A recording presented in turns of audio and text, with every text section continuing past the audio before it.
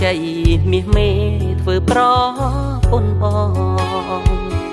បងអួតគេផងមិនអោយឆ្គមឆ្គងផ្អែកស្មាកាន់ដៃប្រពន្ធលំមិនបាច់ផ្លូវការក៏បានដែរថ្លៃត្រឹមបង្ហាញភ្នែកអ្នកដទៃសុំសិទ្ធចរណៃស្រឡាញ់មួយជីវិត